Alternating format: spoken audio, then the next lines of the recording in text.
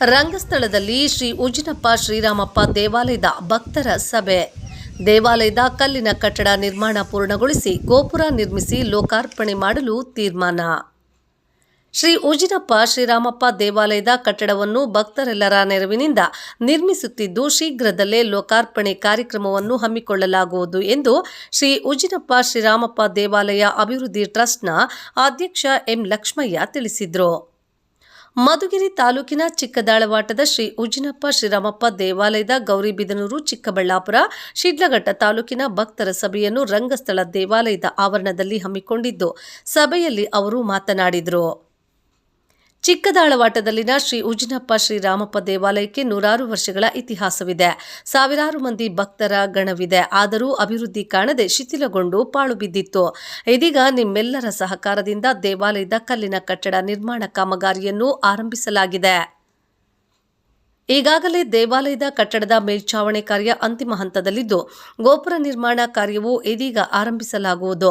ಶೀಘ್ರದಲ್ಲೇ ದೇವಾಲಯವನ್ನು ಲೋಕಾರ್ಪಣೆ ಮಾಡಲಾಗುವುದು ಎಂದು ಹೇಳಿದರು.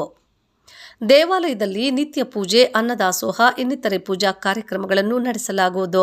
ಅದಕ್ಕೆ ಭಕ್ತರು ದೇಣಿಗೆ ನೀಡಬಹುದಾಗಿದ್ದು, ನಂತರದ ದಿನಗಳಲ್ಲಿ ಸಮುದಾಯ ಭವನ ಇನ್ನಿತರೆ ಮೂಲ ಸೌಕರ್ಯಗಳನ್ನು ಕಲ್ಪಿಸಿ ಶಿಕ್ಷಣ, ಆರೋಗ್ಯ ಸವಲತ್ತುಗಳನ್ನು ಅಗತ್ಯ ಇರುವವರಿಗೆ ನೀಡುವ ಕೆಲಸ ಆಗಲಿದೆ ಎಂದು ಹೇಳಿದರು.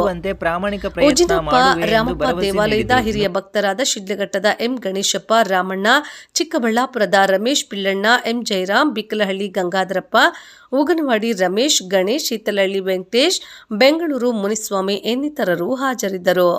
ತಾಲೂಕು ಚಿಕ್ಕದಾಳವಾಟ ಹೋಬಳಿ, ಅಲ್ಲಿ ನಮ್ಮ ಮನೆ ದೇವರು ಸಿಟ್ಲಕುರುಬರದು ದೇವಸ್ಥಾನ. ನಮ್ಮ ಹಿರೀಕರು ಸುಮಾರು 100 ವರ್ಷಗಳಿಂದ ಕಟ್ಟಿರುವ ದೇವಸ್ಥಾನ. ಈಗ ಹುಡುಗರೆಲ್ಲ ದೊಡ್ಡವರಾಗಿ ಈಗ ಹೊಸದಾಗಿ ದೇವಸ್ಥಾನ ಕಟ್ಟಬೇಕು ಅಂತ ಹೇಳ್ಬಿಟ್ಟು ಎಲ್ಲ ಪ್ರಯತ್ನ ಮಾಡಿ ಅವು ಈಗ ಪೂರ್ವಹಿಸಿ ಒಂದು 6-7 ತಿಂಗಳಾಗಿದೆ. 90% ಮುಗಿದಿದೆ. ಇನ್ನೊಂದು 10% ಇದೆ. ಎಲ್ಲ ಬೆಂಬಲ ಕೊಡ್ತಾ ಇದ್ದಾರೆ ನಮ್ಮ ಕುಲಸ್ಥರು, ನಮ್ಮ ಸಿಟ್ಲಕುರುಬರು ಯಾರಿದ್ದಾರೋ ನಮ್ಮ ಕುಲಸ್ಥರು ಎಲ್ಲ ಸೇರಿ ಅತಿ ಶೀಘ್ರವಾಗಿ ದೇವಸ್ಥಾನ ಆಗುತ್ತೆ.